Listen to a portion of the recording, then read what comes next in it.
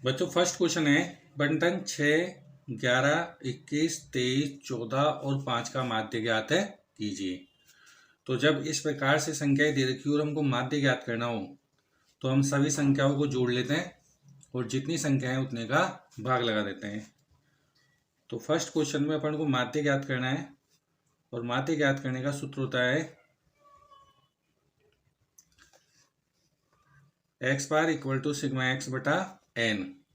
और यहाँ पर सभी अवलोकनों को जोड़ लेंगे तो 6 + 11 + 21 + 23 + 14 + 5 और यहाँ पर 6 संख्याएं हैं इसलिए 6 का भाग लगा देंगे।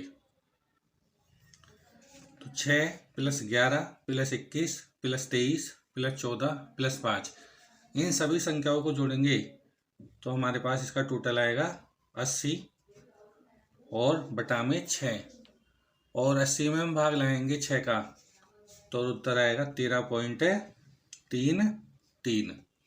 ये माध्यम को ज्ञात हो जाएगा। सेकंड क्वेश्चन है निम्न बारंबारता बंटन का माध्य ज्ञात कीजिए। तो यहाँ पर x और f के मान दे रखे हैं, मतलब ये अवर्गीकृत बारंबारता सारणी दे रखी है और इसका हमको माध्य ज्ञात करना है। तो बच्चों हमको यहाँ पर माध्य ज्ञात करना है और जब x और f के मान हमको दिए हुए होते हैं तो इस प्रकार की जो बंटन होता है उसको हम या तो खंडित श्रेणी बोलते हैं या फिर अवर्गीकृत बारंबारता बंटन कहते हैं इसे। अब यहाँ पर माध्य ज्ञात करने के लिए हम पहले x के मानों को इस तरीके से लिख लेंगे, यहाँ पर f के मानों को लिख लेंगे और यहाँ पर f और x के मानों को गुणा करके लिखेंगे। तो बच्चों यहाँ पर हम x और f के मानों को गुणा करेंगे तो 0 को 1 से गुणा करेंगे तो 0, 4 को 3 से गुणा करेंगे तो 12, 8 पंजे 40, 12 चौक 48 और 16 दूना 32 और 20 एकम 20। मतलब x के मानों को f के मानों से गुणा करके यहाँ लिखना है। फिर f के मानों को हम जोड़ेंगे तो इन सब मानों का जोड़ तो आ जाएगा 16 और इन सब मानों को जोड़ेंगे तो इन सब मानों का योग आएगा 152। अब हमको यहाँ पर ज्ञात करना है माध्य और माध्य ज्ञात करने का सूत्र होता है x बार बराबर सिग्मा fx बटा सिग्मा f। तो यहाँ सिग्मा f का मान तो है 16 और सिग्मा fx का मान है 152। ये दोनों मान हम यहाँ ऊपर सूत्र में लिख देंगे। तो x बार बराबर 152, ये तो सिग्मा fx का मान है और सिग्मा f का मान है 16। अब हम 152 में भाग लगाएंगे 16 का तो हमारे पास उत्तर आएगा x बार बराबर 9.5। 152 में 16 का भाग लाएंगे तो 9.5 उत्तर आ जाएगा। थर्ड क्वेश्चन है निम्नलिखित बारंबारता बंटन को अधिक के प्रकार के बंटन में बदलिए। तो ये एक बारंबारता बंटन हमको दिया हुआ है जिसको अधिक के प्रकार में बदलना है। एक प्रकार और होता है जिसे हम से कम प्रकार का कहते हैं। तो यहाँ पर पूछ तो अधिक का रहा है कि दोनों प्रकार के बंटन आपको बनाना सिखा देंगे। तो आपसे से कम प्रकार का पूछे या से अधिक प्रकार का पूछे, आप दोनों प्रकार के प्रश्नों का उत्तर दे पाएंगे। अब बच्चों यहाँ ध्यान से देखें हम, तो यहाँ पर ये वर्ग अंतराल हमको दे रखे हैं और बारंबारता दी हुई है। वर्ग अंतराल है 50 से 55, 55 से 60, 60 से 65, 65 से 70, 70 से 75 और 75 से 80 और ये इनकी बारंबारताएं दे रखी है। अब यहाँ पर अगर हम इस वर्गीकरण को ध्यान से देखें तो देखो बच्चों ये 50 से तो चालू हो रहा है और 55 तक है, मतलब इस वर्गीकरण में 50 के नीचे कुछ भी नहीं है क्योंकि 50 से तो चालू हो रहा है। इसी प्रकार यहाँ पर ये 75 से 80 का वर्ग है और 80 पर ये एंड हो रहा है, मतलब 80 के बाद यहाँ पर कोई बारंबारता नहीं है। तो जो सबसे छोटा मूल्य होगा वो 50 या 50 से ऊपर होगा और सबसे बड़ा 80 या 80 से छोटा होगा। तो जब हम इससे से अधिक प्रकार की सारणी बनाएंगे तो से कम और से अधिक की संचयी बारंबारता बनाने के लिए हम इसकी सीमाओं को काम में लेंगे और इसकी सीमाओं को काम में लेने के लिए से कम में तो हम ऊपरी सीमा काम में लेंगे और से अधिक में निचली सीमा काम में लेंगे। तो यहाँ पर निचली सीमाएं 50, 55, 60, 65, 70 और 75 है। तो हम यहाँ लिखेंगे 50 से अधिक, यहाँ लिखेंगे 50 से अधिक। फिर लिखेंगे 55 से अधिक,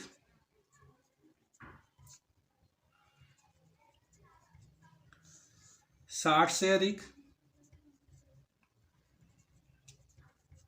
65 से अधिक,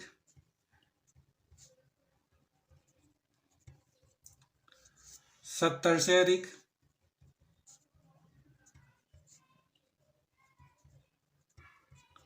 और 75 से अधिक। मतलब जब आप से अधिक प्रकार का बंटन बनाएं तो आपको निचली सीमाएं काम में लेनी है। इसी प्रकार अगर से कम से बनाना है तो हम ऊपरी सीमाएं काम में लेंगे। अब यहाँ पर हमको संचयी बारंबारता बनानी है। तो बच्चों यहाँ पर 75 से अधिक बारंबारता देखें तो 75 से अधिक बारंबारता होगी 16, क्योंकि 75 से 80 तक की 16 है, तो 16 75 से ऊपर की बारंबारता है, तो यहाँ 75 से अधिक की बारंबारता होगी 16। अब 70 से अधिक की बारंबारता लिखनी है, तो 70 से 75 और 75 से 80 की ये बारंबारताएं ये दोनों होंगी 38 और 16, मतलब 16 में हम 38 जोड़ देंगे, तो लिखेंगे 16 प्लस 38, और 16 में हम 38 जोड़ेंगे तो हमारे पास आएगा 54। इसी प्रकार 65 से अधिक की निकालेंगे तो 54 में हम जोड़ेंगे 24, तो 54 प्लस 24, तो 54 में हम 24 जोड़ेंगे तो हमारे पास आएगा 78।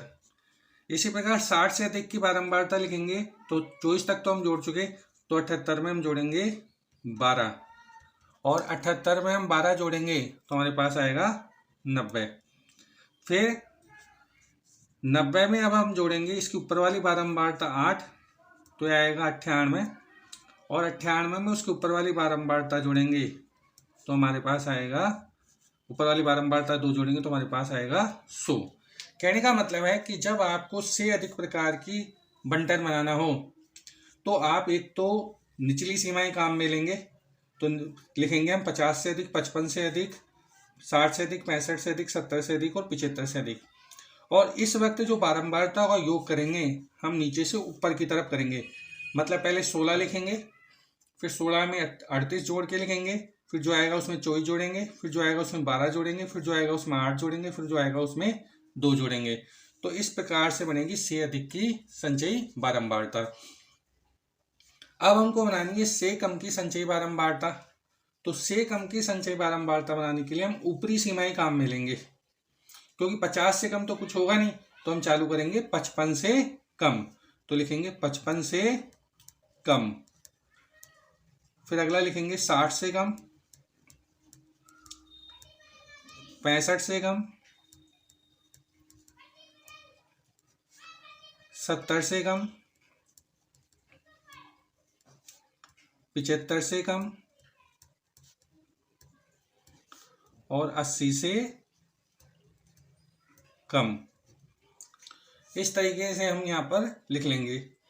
अब 50 से कम तो कुछ नहीं है, जो भी होगा वो 55 से कम होगा, क्योंकि 50 से 55 के बीच की बारंबारता 2 है, तो पहले हम लिख देंगे 2।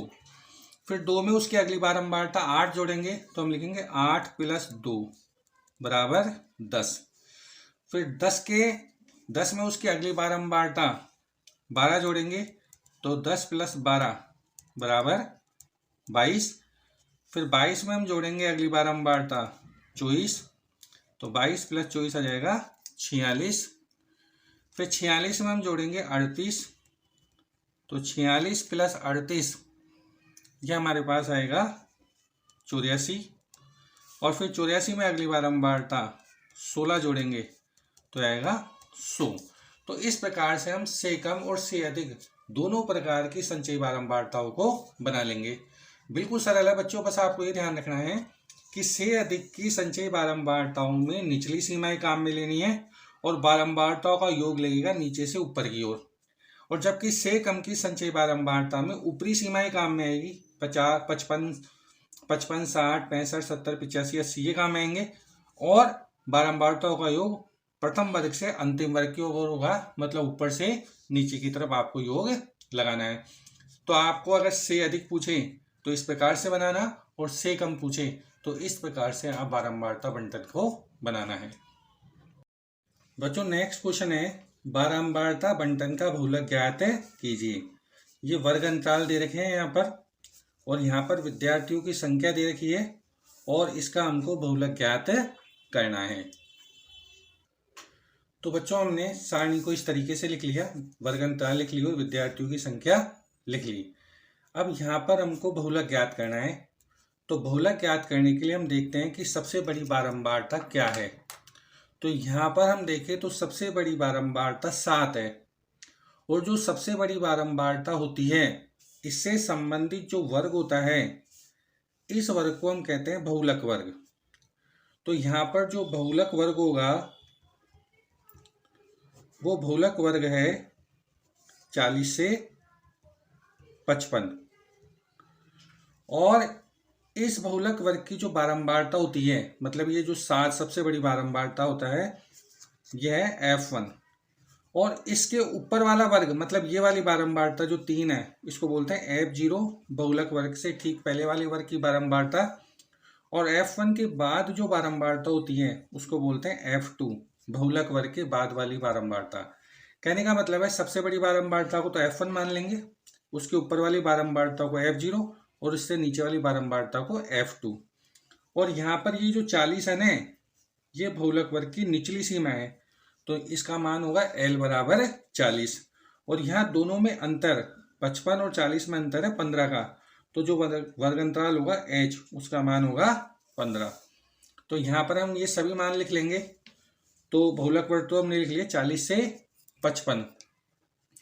अब बहुलक वर्ग की निचली सीमा L का मान है 40, बहुलक वर्ग की बारंबारता F1 का मान है 7, बहुलक वर्ग से ठीक पहले वाली वर्ग की बारंबारता F0 बराबर 3, बहुलक वर्ग के बाद वाली बारंबारता F2 बराबर 6, और वर्ग अंतराल यहाँ H का मान है 15।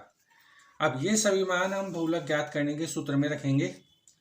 तो बहुलक ज्ञात करने का सूत्र होता है बहुलक Z बराबर L plus F1 minus F0 बटा 2F1 minus F0 minus F2 गुणा H। ये मान है, ये मान इस सूत्र में रख देंगे। तो यहाँ L का मान रखेंगे 40 प्लस F1 का मान है 7, F0 का मान 3 बटा 2F1, तो F1 का मान है 7 तो 2 गुणा 7 माइनस F0 का मान 3 और माइनस F2 का मान है 6 और गुणा H का मान है 15।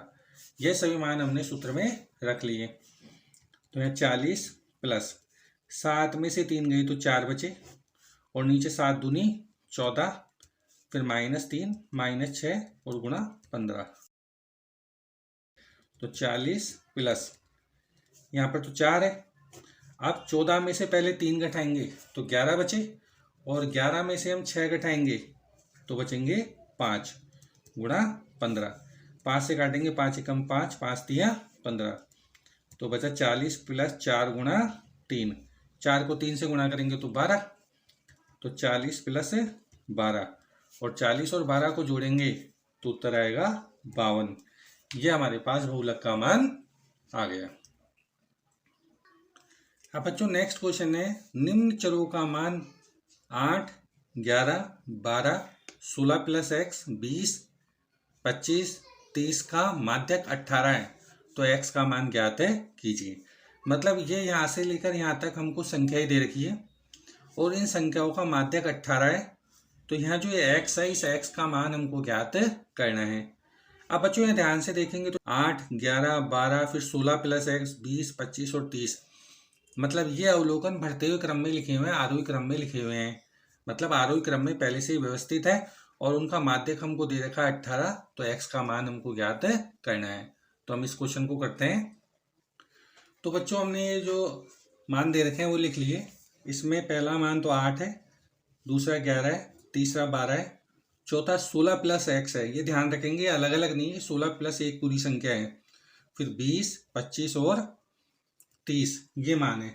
तो हमारे पास कुल कितनी संख्याएं दी हुई है? 1, 2, 3, 4, 5, 6, 7, 7 संख्याएं दी हुई है। और जब हमारे पास विषम संख्या में अवलोकन हो, विषम संख्याएं हों, तो जो बिल्कुल बीच वाला मूल्य होता है इसी को हम बोलते हैं माध्यक। तो यहाँ पर माध्यक का मान होना चाहिए 16 प्लस x, और माध्यक सवाल के हिसाब से 18 दे रखा है, तो 16 प्लस x को 18 के बराबर कर देंगे। अभी 16 इधर जाके कट जाएगा, तो x बराबर जाएगा 18 माइनस 16, तो x का मान हमारे पास आ जाएगा 2। तो इस तरीके से यहाँ पर जो x है इसका मान 2 है। वापस समझेंगे, यहाँ पर पदों की संख्या देखिए 1, 2, 3, 4, 5, 6, 7, 7 पद दे रखे हैं, मतलब n का मान 7 है, जो कि एक विषम संख्या है। और जब विषम संख्या होता है तो बीच वाला जो मूल्य होता है, बीच वाला ये कैसे कि 3 मान तो इसके इधर रह गए और 3 मान इसके इधर रह गए, तो ये बीच वाला मूल्य हो गया और यही माध्यक होगा। तो माध्यक की जगह हमने रख दिया 16 प्लस x, और माध्यक का मान दे रखा 18, दोनों मानों को बराबर कर दिया, फिर 16 उधर जाके कट गया, तो x का मान आ गया 2। अब बच्चों देखो, x का मान ज्ञात करने का एक और सवाल हम ऐसे ही करते हैं जिसमें हमको समांतर माध्य दे रखा है। अभी जो हमने सवाल किया था उसमें तो हमको माध्यक दिया हुआ था, इस सवाल में हमको समांतर माध्य दे रखा है और हमको x का मान ज्ञात करना है। तो हम इसको लिखेंगे। तो बच्चों देखो, यहाँ पर हमने मान लिख लिए। पहला पद है x प्लस 6, दूसरा पद है x प्लस 2, तीसरा पद है x प्लस 5 और x प्लस 7। मतलब हमको 4 संख्याएं दी हुई है और इन चारों का समांतर माध्य है 10। अब समांतर माध्य निकालने के लिए हम क्या करते हैं कि इन सभी संख्याओं को जोड़ लेंगे और जोड़ के 4 का भाग लगा देंगे। समांतर माध्य ज्ञात करने का यही तरीका होता है। तो अब हम इन सभी संख्याओं को जोड़ेंगे, तो x प्लस 6, इसमें जोड़ देंगे x प्लस 2, फिर इसमें जोड़ देंगे x प्लस 5 और इसमें जोड़ देंगे x प्लस 7। और यहाँ पर 1, 2, 3, 4 4 संख्या हैं, इसलिए इसमें हम 4 का भाग लगा देंगे और ये बनेगा समांतर माध्य। और समांतर माध्य का मान सवाल में दे रखा है 10, इसलिए इसको बराबर कर देंगे 10 के। अब इनको जोड़े तो देखो x कितनी बार आया, 1, 2, 3, 4, 4 बार x आया है, तो ये जुड़ के हो जाएगा 4x। और अब संख्याएं जोड़ लेंगे तो 6 और 2 8 और 5 13 और 7 20 बटा 4 बराबर 10। अब ये 4 वर्ज गुणा में इधर गुणा हो जाएगा, तो 4x प्लस 20 और 4 को 10 से गुणा करेंगे तो आएगा 40। अब ये 20 उधर जाके घट जाएगा, तो 4x बराबर 40 माइनस 20। 40 में से 20 घटाएंगे तो 20 बचेंगे और फिर ये 4 का इधर भाग लग जाएगा x का मान ज्ञात करने के लिए। तो x बराबर 20 बटा 4 और 20 में 4 का भाग लगाएंगे तो x का मान हमारे पास आ जाएगा 5। तो बच्चों देखो, हमने यहाँ पर दोनों प्रकार के सवाल कर लिए। x का मान ज्ञात करना और माध्यक दिया हो तो इस तरीके से करना है, और जब समांतर माध्य दिया हो और x का मान ज्ञात करना हो तो सवाल को इस तरीके से करना है। दोनों तरीके के सवाल आपको समझा दिए हैं। अब बच्चों यहाँ पर हम अज्ञात बारंबारता या चर का मान अज्ञात हो तब हम सवाल को कैसे करेंगे, उसका एक सवाल हम करके देखते हैं। जैसे इस 11वें सवाल को देखिए, तो निम्न बंटन का माध्य 5 है और p का मान ज्ञात कीजिए, और p का मान है x के अंदर। मतलब इस p का मान ज्ञात करना है कि यहाँ पर क्या आएगा। माध्य का मान तो 5 दे रखा है और ये बंटन दे रखा है, तो p का मान ज्ञात है कीजिए। तो अब पहले हम इसको सारणी के रूप में लिख लेते हैं। तो बच्चों देखो, हमने x के मान लिख लिए और y के मान लिख लिए। अब हमारे पास यहाँ सवाल में f आता है, बस f की जगह इसने y लिख के दे दिया, तो ज़्यादा सोचने की जरूरत नहीं है। बस जहाँ जहाँ f होगा वहाँ हम y लिखते जाए चले जाएंगे। तो हम x और y को यहाँ गुणा करेंगे, क्योंकि समांतर माध्य दे रखा है इस सवाल में और माध्य का मान दे रखा है इसने हमको 5 दे रखा है। तो माध्य निकालने का सूत्र होता है x बार बराबर सिग्मा fx बटा सिग्मा f, और f की जगह इसने लिख दिया y।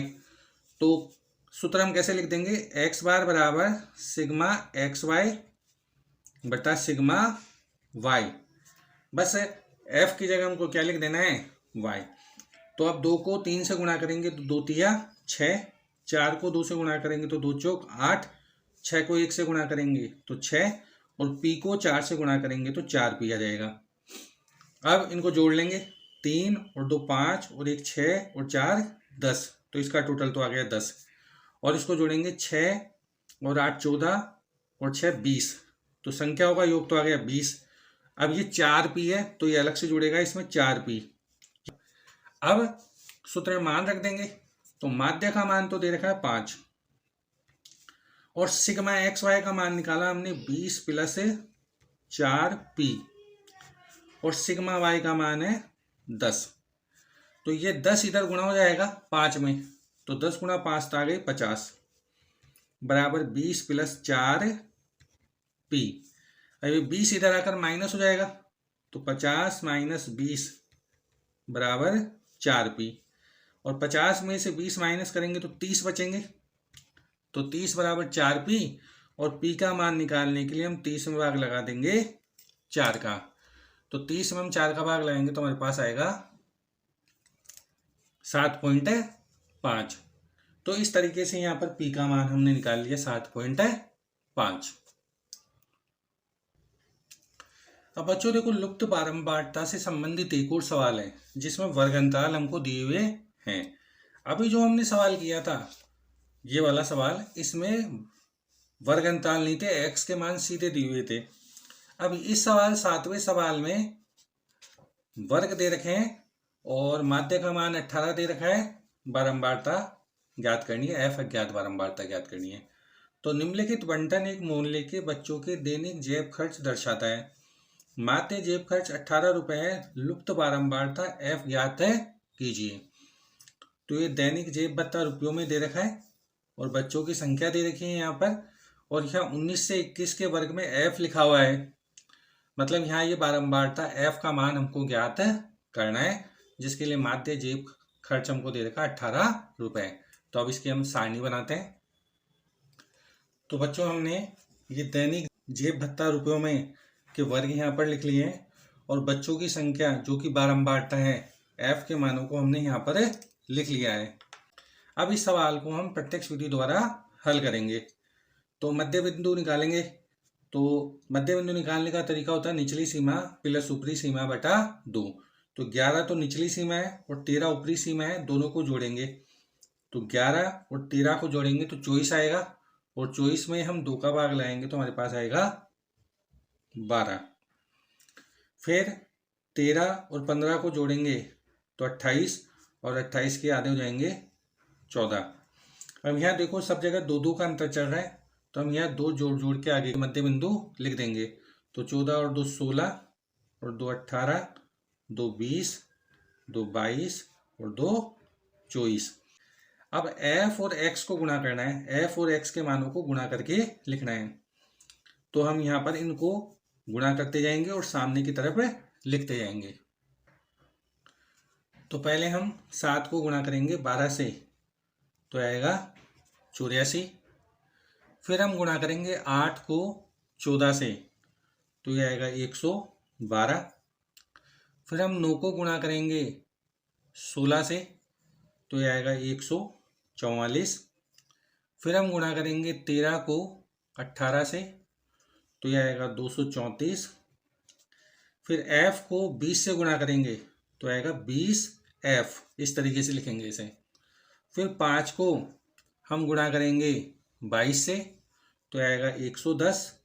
और फिर 4 को हम गुणा करेंगे 24 से, तो यह आएगा 96। अब इन सबको जोड़ेंगे और यहाँ पर बारंबारताओं को भी जोड़ेंगे। तो पहले हम 7 plus 8 plus 9 plus 13 plus 5 plus 4 इन सबको जोड़ेंगे, तो इनका योग आएगा 46 प्लस f।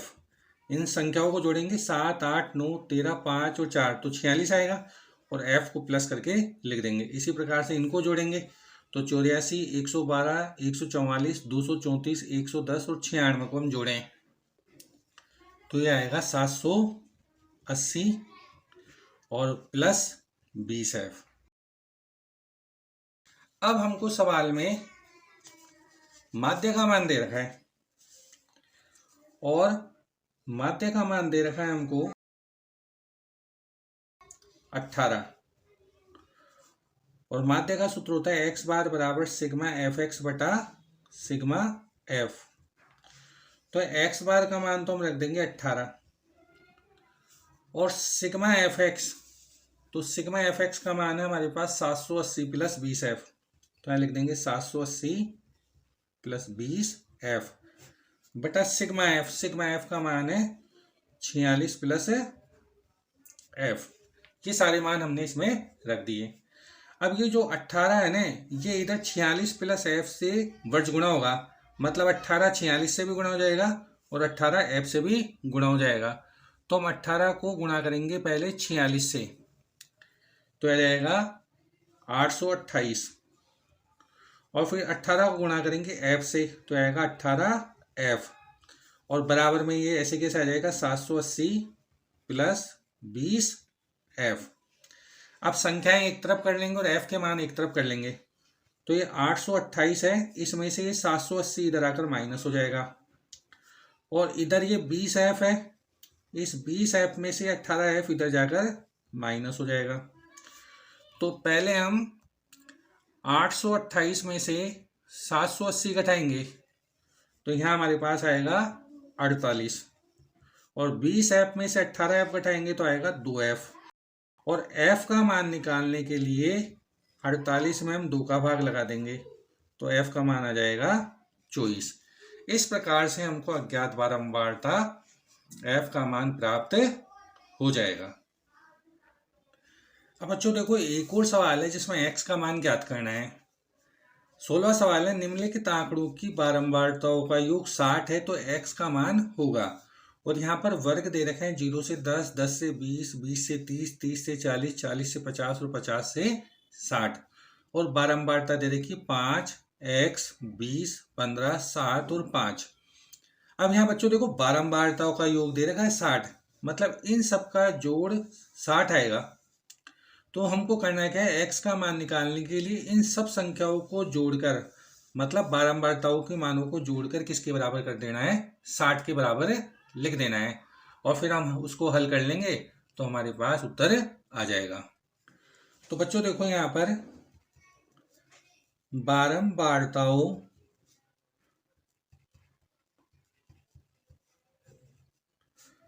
का जो योग है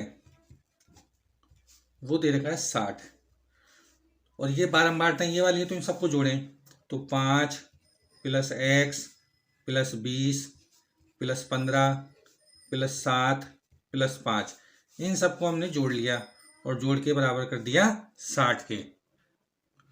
तो बच्चों 5 प्लस 20 प्लस 15 प्लस 7 प्लस 5, इन सबको हम जोड़े तो इनका जोड़ आता है 52 और प्लस x ऐसे कैसे लिख देंगे, बराबर 60, तो आ जाएगा 52 प्लस x बराबर 60। अभी 52 इधर जाकर माइनस हो जाएगा तो x का मान बच जाएगा 60 माइनस 52 और 60 में से 52 घटाएंगे तो x का मान आ जाएगा हमारे पास 8।